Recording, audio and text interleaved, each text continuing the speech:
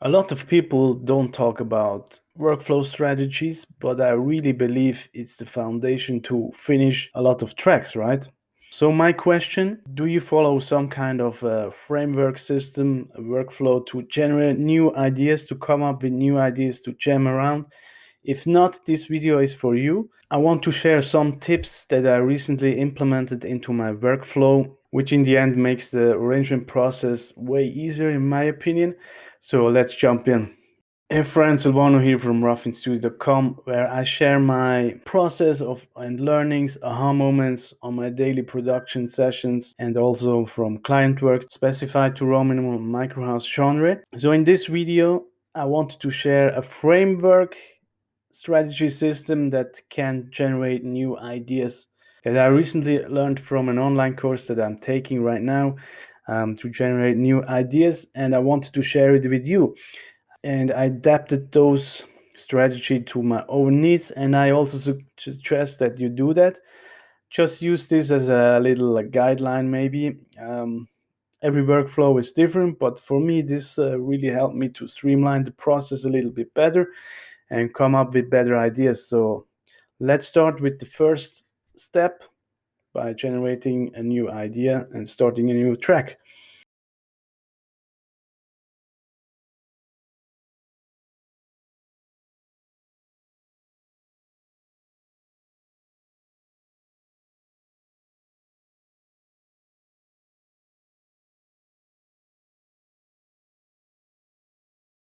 So now let's just have a quick listen to a track as an example from the main idea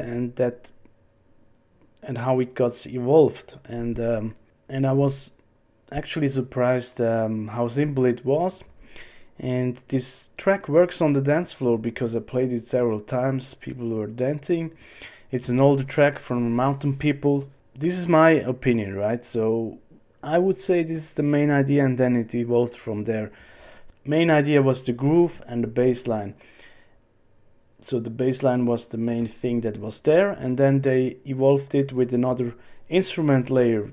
And later in the track, there comes in a pad also and some variation. And really, the different sections were created by automation, either filter cutoff or some delays or whatever. And it's basically just another instrument layered on or playing the same notes like the bass line. Let's have a listen, man.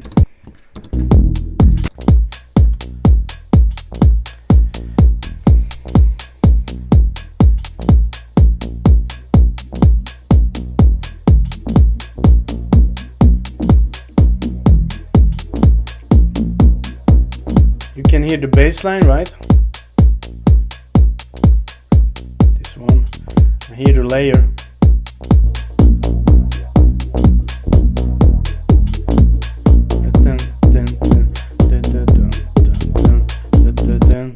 It's exactly the same, just with some automation effects on it.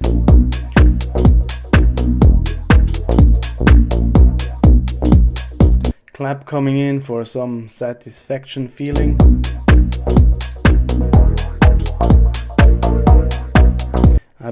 I believe here's the filter opened up.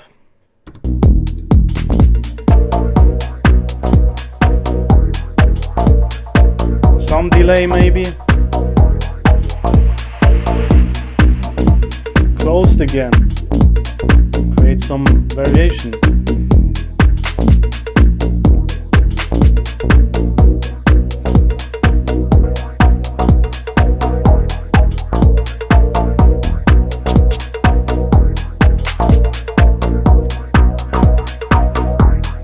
Still the exact same notes, just with automation, like the bass line in the beginning. Some rides to give some energy.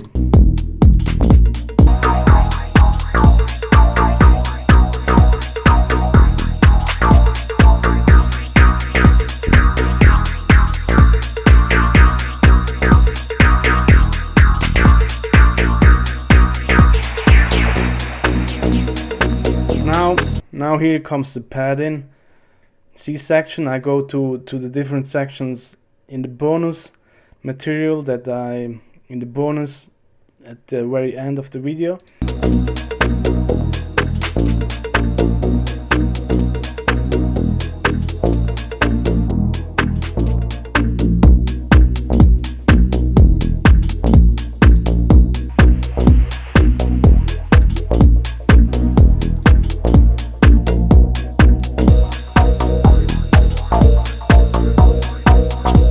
And that's it. It's really baseline, main idea, and then some variations created with a different instrument and some effects automation. And really simple, but it works. It has a nice flow. Yeah, it's lovely, really simple. And I think this is a really great example of a basic idea then taken to a whole arrangement with some variations.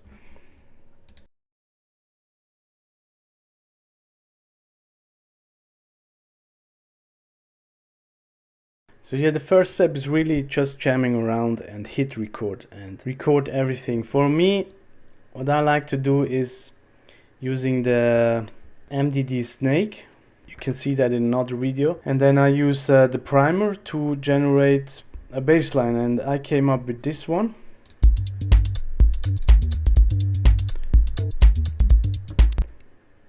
And you can see here, it's an I don't know how many minutes long live record, and I just recorded and jammed around, right? So the second step then is to double check the ideas. Now, what I do is so let's see the full recording. Here's the full recording of that jam. I just take 8-bar bracket and play that loop.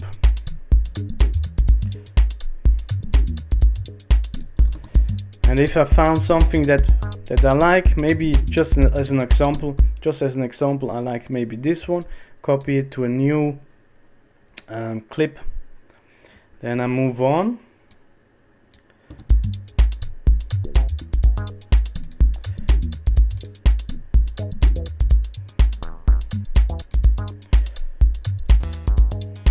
So basically I go and inspect the whole recording and see if I can find some good pieces.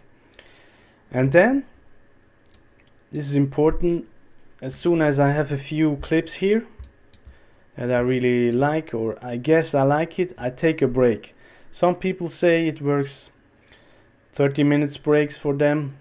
Personally, I like to just come back the next day early in the morning, fresh mind, fresh ears, and then I just go through the different clips and then I choose the best one, right?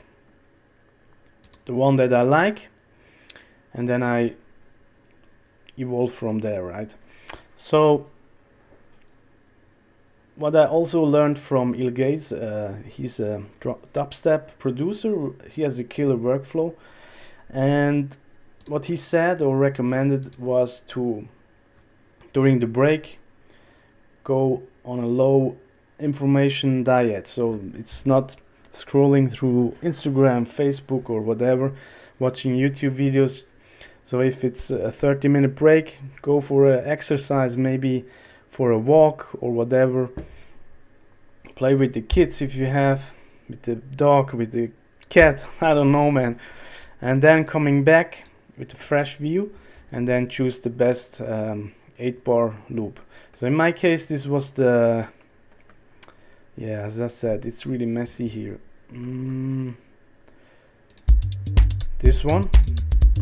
And also important to say is that I use this loop here just as a context loop, right? While jamming, I have some context loop there, so drum loops, so I can jam and listen how it would sound with the drums, right? Yeah, so the second step would be then coming back and choose the best ideas, as I mentioned before. Now, the key point that I learned from Keith Mills, from quantized courses is the 70% rule. So as long as the ideas are 70% of your skill set, of your ability, stick to the idea and then move on. Don't compare on this stage to other people's quality tracks. Really compare the idea to yourself, to your current skill set, and it's important to be honest, he said. And in my opinion, this works really great. And another important thing is, if I don't like any ideas, I just generate new ones. No pressure in this stage, just playing, having fun, experiment, and record the whole shit, right? Third step is create variations. And as we saw in the analyzing situation from the track in step 1 from the mountain people, is that they had this bass line and they just added a new instrument that was a layer of the bass line, right? So a variation could be something, a layer, different notes are played, a different instrument, effects on a different instrument, maybe the starting point is differently and creates some kind of question and answer things. And what I did in my case, I did just copying this MDD snake, and I don't remember, I guess I just switched the playback direction of the notes played, maybe also here, I don't remember actually, but what I came up then was with different ideas. And for every variation again, I followed the same concept of just jamming and hit record, and then again 8-bar loop bracket and taking out the best parts, and then choose the things that work with each other section, right? So I was really experimenting with a few different instruments and some playback directions from the MDD snake, and then in the end came up with this one.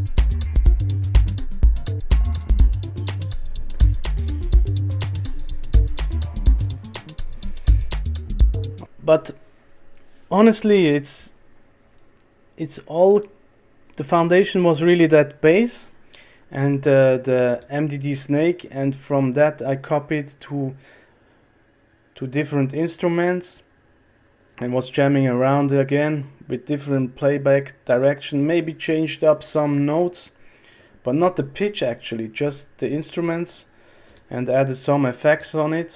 And then again, here is a good example. Here I was jamming around again and just hit record, and then this was this effect sound.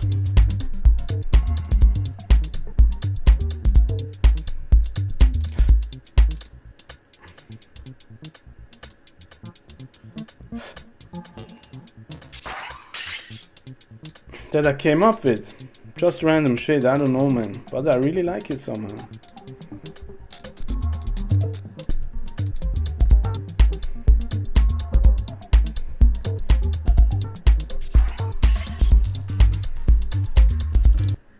So yeah, this is basically the concept of generating new ideas. And as mentioned before, I wanted to share also a little bonus tip about the arrangement. As you can see here, I have added some sections, intro 1, and I wanted to explain quickly the sections, different sections. I don't want to go too deep into this arrangement topic, but this is probably content for a whole new arrangement video or something like that. But basically, again, I learned this from Il Gates, the dubstep guy. And he likes to think for the arrangement into intro, A section, B section, C section, outro. Now, A section is there to create some kind of tension, some expectation, some mystery. You know, it's basically a stripped down version of the main loop, right?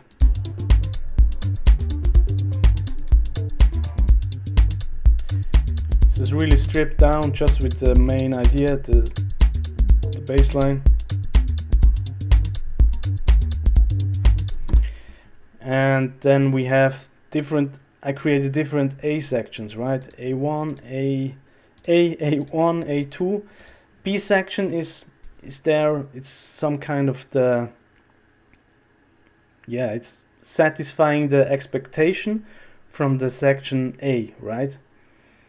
It's kind of it's a section where the most instruments are playing. It's like the main loop playing, right? And then we have a C section, which is basically to give a little break of the B section, to add some fresh stuff to the track. It sounds like we would have been introduced a new element, but not a whole new instrument, just a little bit outside of the main element, but not too far, right? At least for me it works. Good arrangements, in my opinion, are Sila Bexi tracks, Mullen. I really like Mullen tracks. And what is a good arrangement? Il Gates, again, great guy. He said a track that always feels a little bit too short, just a tiny bit too short. That's a good arrangement. So the track is finished and you want to go back to the start and play it again. That's a good arrangement. So this is a golden nugget. Just keep the arrangement a little bit too short sounding, so the people want to go back and start again. And if you go to the Sila Bexi tracks, they sound great. They are arranged really well, in my opinion.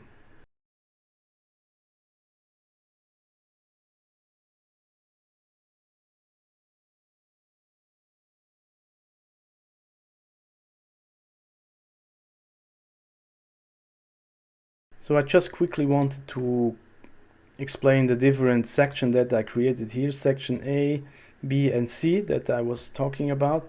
So the section A is kind of tension and commanding with the minimum of sounds, right? Then we have the B section. This is actually there for releasing the tension from the A section. Most likely played more notes, more elements, and let's quickly play that.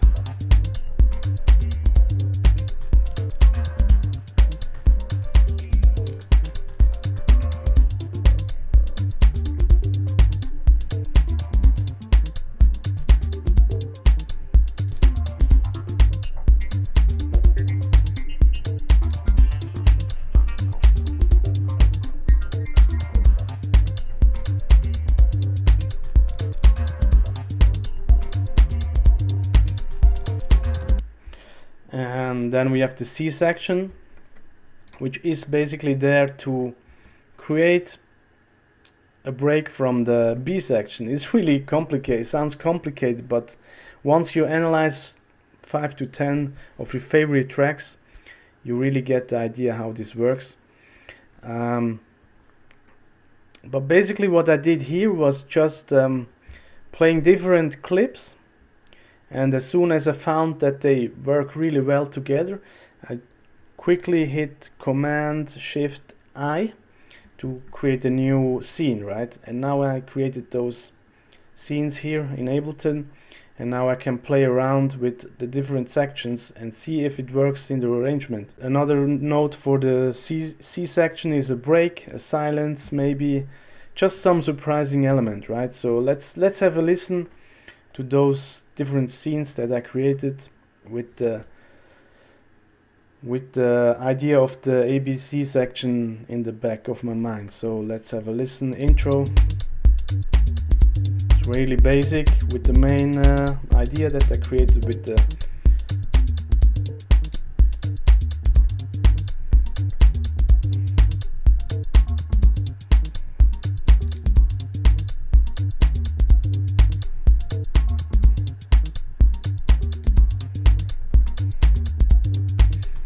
now break one.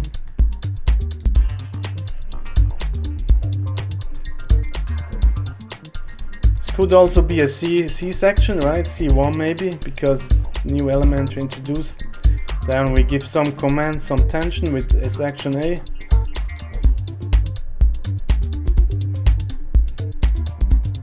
Maybe I would go with this section, I don't know yet. The cool thing is really I can play around which section works best with after each other.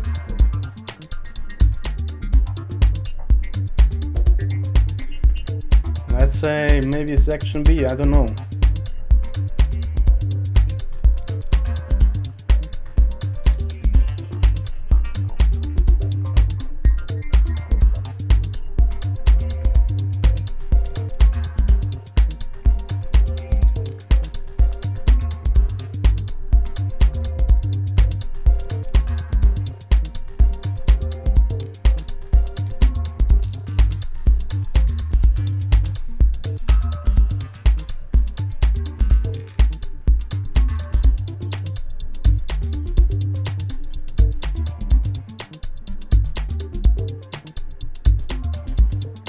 Now I can decide with which part I want to come back after the break.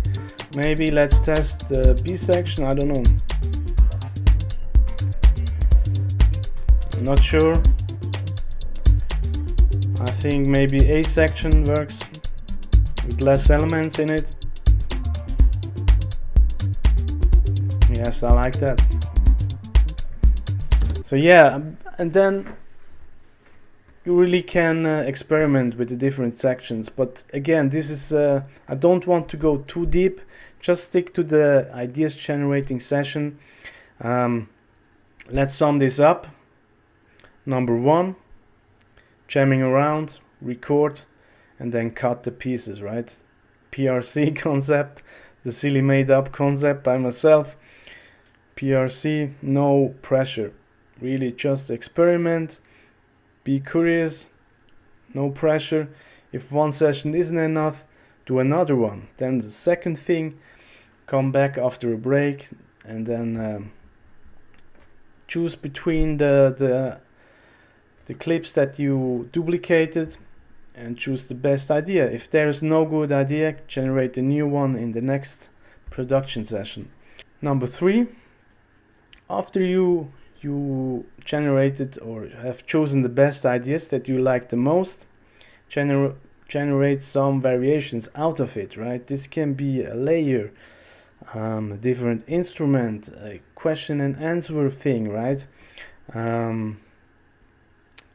Different settings on this. Yeah, just duplicate the main element, the main idea to a new channel and then experiment again.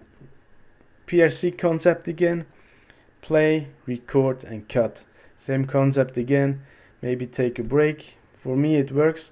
I take a break, come back, listen, yeah, this one, I like this from this variation here, this variation, this effects, cut it out again, and then you should come up with good ideas. And keep the 70% rule in mind from Keith Mills, Quantize courses.